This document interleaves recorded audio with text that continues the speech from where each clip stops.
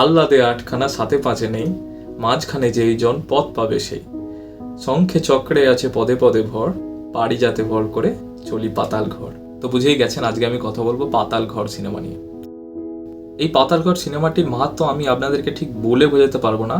যতটা বলা যায়, আমি ছোটবেলায় যতটা স্মৃতিচারণা করতে পারছি যে 2004 সালের একটি রবিবার আমি মনে হয় ইটিভি বাংলায় এই সিনেমাটি দেখেছিলাম।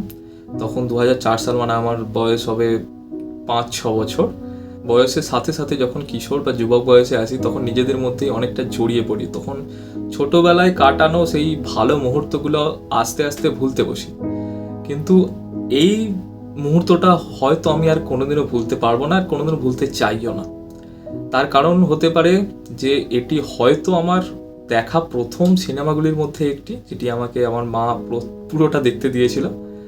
তার কারণ সিনেমাটি খুবই ভালো এবং একটি বাচ্চাদের জন্য সিনেমা। আর শীর্ষেন্দু বাবুর লেখা বাচ্চাদের জন্য যেসব তিনি জিনিস লিখেছেন, যেমন মনোজদের অদ্ভুত বাড়ি আরেকটি বড় লেখা, তো তার মধ্যে পাতাল ঘরটি একটি অন্য স্থান আমার মনে আছে, কারণ এটা আমি প্রথম সিনেমা দেখেছিলাম, যেটা আমি বললাম।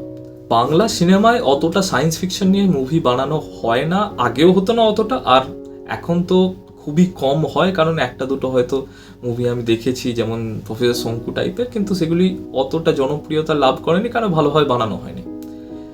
তো ছোটদের জন্য সিনেমা বানানো তো একদম শেষই হয়ে গেছে বলতে পারেন। এই কদিন আগে নয়ন রহস্য এসেছিল ফেলুদার, কিন্তু সেটি নর্মালি ফেলুদা ছোটদের জন্যই লেখা হয়েছিল অ্যাকচুয়ালি, কিন্তু সিনেমাটি অতটা ভালো লাগেনি আমার। তো তাই জন্য আমি যখন নয়ন রহস্য দেখে ফিরছিলাম আমি মনে করছিলাম যে পাতাল ঘরের মতন সিনেমা আর বানানো হয় না। তার কারণ পাতাল ঘর একদম পারফেক্ট ছোটদের জন্য সিনেমা। সায়েন্স ফিকশন আছে, এলিয়েন আছে, তার মধ্যে ভালো ভালো গান আছে যেগুলি ছোটদের জন্যই বানানো। আহা, যত যন্ত্র শিশির নাচলে কেন চট পিসি, বুঝো না কি চলছে সবাই বিজ্ঞানেরই জোরে। আর ক্যারেক্টারগুলোর কথা তো আলাদা করে কিছু বলার নেই, যারা সিনেমাটি দেখেছে তারা বুঝবেন। আর যারা দেখেননি তাদের জন্য বলে রাখি যে মনু মুখার্জি ক্যারেক্টারটি তিনি হচ্ছেন একজন অপয়া। এবার অপয়াকে তিনি কিভাবে সেটিকে বিজনেসে পরিণত করেছেন, যেমন অপয়া জিনিসটাকে আমরা নর্মালি নেতিবাচক হিসাবে দেখি, কিন্তু সেটিকে ইতিবাচক হিসাবে তিনি নিয়ে সেটিকে একটি বিজনেসে পরিণত করেছেন, সেটিও খুব ভালো জিনিস। এই পজিটিভ নেগেটিভের ব্যাপারটা এই সিনেমাতে নেগেটিভ জিনিসগুলোকেও কিছুটা পজিটিভ হিসাবে দেখাচ্ছে। আর সায়েন্স ফিকশনের কথা বলতে গেলে বলতে হয় যে একটা ছোটবেলায় এই সিনেমাটা দেখার পর আমি সায়েন্স নিয়েই ছিলাম এই সিনেমাটা দেখার জন্য, যে নতুন নতুন জিনিস বানাবো। পরের এসে আমি এখন ইউটিউব ভিডিও বানাচ্ছি, সেটা একটা আলাদা ব্যাপার। তবে সায়েন্স নিয়ে তো সব কিছুই। সিনেমাতে প্রত্যেকজন যারা বড় বড় অ্যাক্টররা কাজ করেছেন, অ্যাক্টর বলছি, স্টার বলছি না, কারণ কেউ আক্ষরিক অর্থে স্টার নেই এই সিনেমাটিতে। অ্যাক্টর যেমন Biplab Chatterjee as an alien উইক হয়েছেন, সৌমিত্র চ্যাটার্জি যিনি একজন সায়েন্টিস্ট হয়ে, কার্তিকের ক্যারেক্টার যে রেডিও ছাড়ায়, পাতাল ঘর আছে, যন্ত্র চালিয়ে ইলেকট্রিসিটি বানানো আছে, এই সব কিছু এই সিনেমার মধ্যে আছে, যেটি একটি ছোট্ট বাচ্চার মনে কিউরিওসিটি জাগাবে।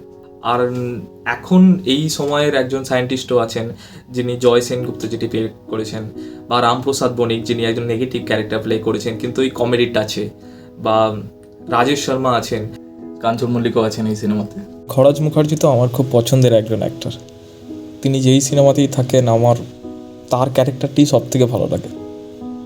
এইসব জিনিসগুলো একটি খুব ভালো অভিনেতাদের একটি সমাহার এই সিনেমাটিতে বলতে পারেন, যিনি ডিরেক্টর অভিজিৎ চক্রবর্তী খুব ভালোভাবে ইউজও করেছেন তাদের। তো ছোটোবেলায় যেটি আমার সব থেকে ভালো লেগেছিল সেটি হচ্ছে এই সিনেমার গানগুলি, কারণ মনু মুখার্জির যে ক্যারেক্টারটির ইন্ট্রোডিউশনই হয় একটি গান, তুমি কাশি যেতে পারো গয়া, পাবে না এমন দ্বিতীয় অপয়া, একটু খেয়ে দিলাম। তো এই গানটি আমার দারুণ লাগতো ছোটবেলায়, অ্যাকচুয়ালি এখনও লাগে, ছোটবেলায় বললো কি। তাছাড়া আছে যে কোনো ভূমিকায় সমানে লড়ে যাই, আপনি যা চান আমি ঠিক তাই, খরাজ মুখার্জির নিজেরই গাওয়া। তো তো প্রত্যেকটি গান, আরও অনেকগুলি দুটি গান আছে মনে হয়, সেই প্রত্যেকটি গান আমার খুব পছন্দের। আমি যেটি প্রথমেই বললাম যে এই সিনেমাটি আমার মনে একটি আলাদা স্থান পেয়ে গেছে। তো আমি চাই যত সংখ্যক মানুষ এই সিনেমাটি দেখুক, আর যারা আগেও দেখেছেন তারা আবার দেখুন, আর যারা দেখেননি তাদের তো মাস্ট ওয়াচ এই মুভিটি। আর বাচ্চাদের দেখেন, নিজের ভাই বোন বা ছেলে মেয়ে ভাগনা ভাগ্নি যাদেরকেই আছেন তাদেরকেই দেখান, খুব ভালো লাগবে। তো এই ছিল আমার ভিডিও। নমস্কার।